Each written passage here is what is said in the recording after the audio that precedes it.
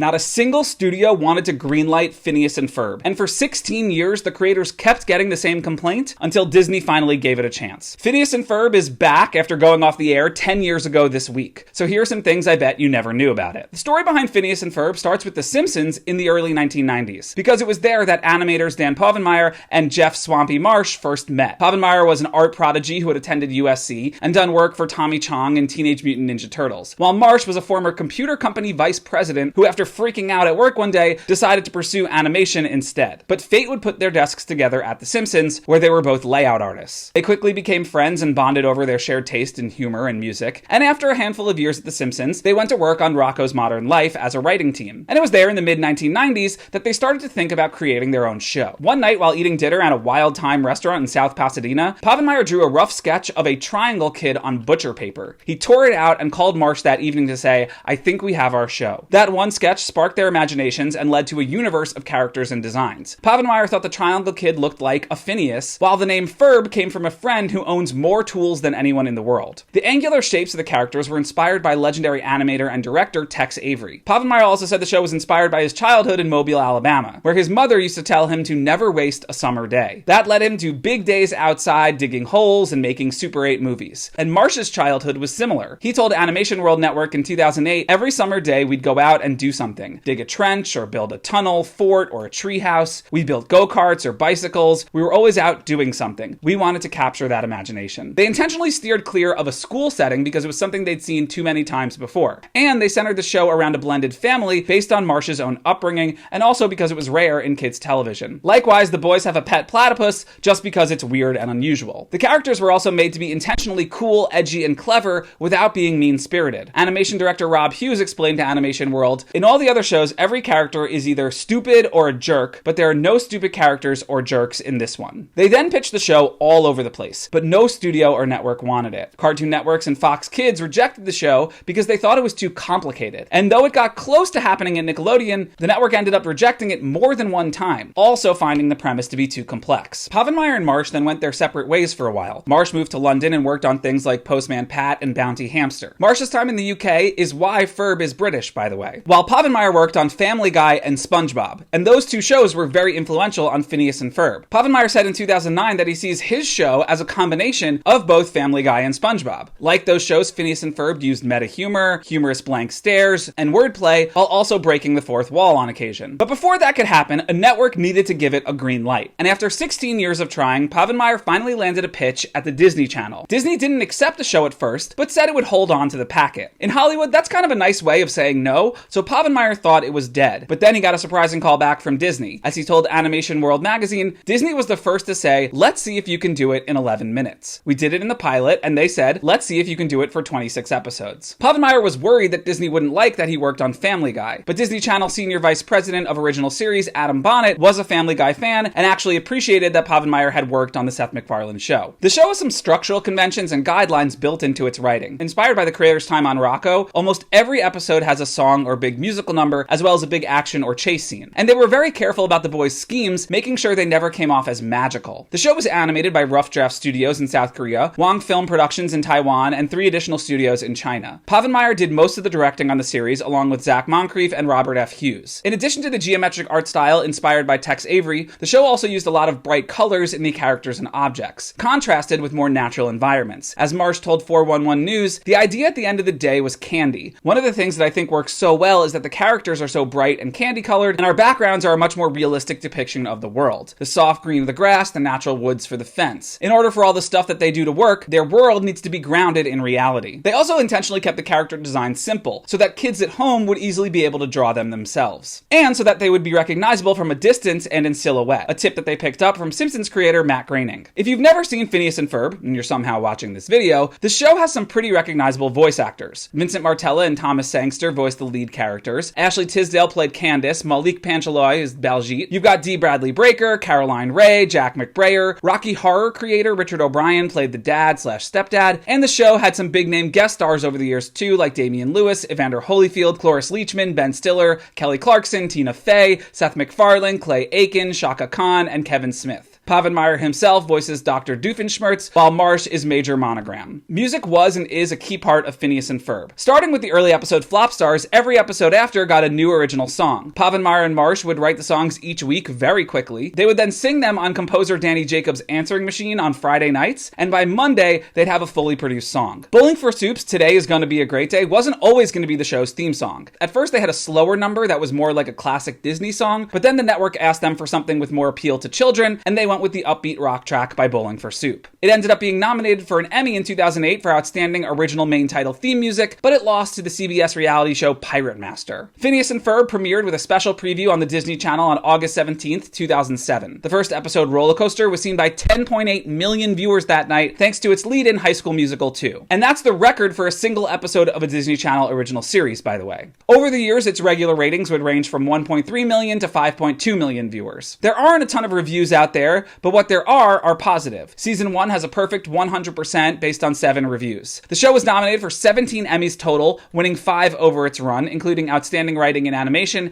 and Individual Achievements in Animation. And then Phineas and Ferb spanned 4 initial seasons, wrapping up June 12th, 2015. They did 139 episodes total, plus Phineas and Ferb the movie Across the Second Dimension in 2011. That same year, Disney said it would be releasing a Phineas and Ferb feature in theaters, and Povenmire, Marsh, and Michael Arndt worked on the screenplay. But the project was canceled and removed from the calendar in 2013. After Phineas and Ferb wrapped in 2015, Povenmire and Marsh made Milo Murphy's Law for Disney, which ran from 2016 to 2019. And then in 2020, we got Phineas and Ferb the movie, Candace Against the Universe, on Disney Plus, which was entirely different from that planned theatrical film, by the way. There have been 5 Phineas and Ferb video games, and the characters are playable in Disney Infinity. In 2012, Phineas and Ferb came to Walt Disney World with an interactive scavenger hunt style game at Epcot called Agent P's World Showcase Adventure. The TV show also spawned a touring live show that ran from 2011 to 2013. And in January 2023, Disney announced it would be bringing back Phineas and Ferb for 40 more episodes under executive producers Dan Povenmire and Jeff Marsh. The majority of the original cast has returned, while David Arrigo Jr. has replaced Thomas Sangster as Ferb. Season 5 guest stars include Seth Green, Brendan Hunt, Michael Bublé, Alan Cumming, Lake Bell, John Stamos, Leslie Jones, Anna Faris, Cristo Fernandez, Megan Rapinoe, Megan Trainor, Jonathan Banks, Reese Darby, and Ruth Nega. Season 5 premiered June 5th, 2025 officially, and again has perfect reviews,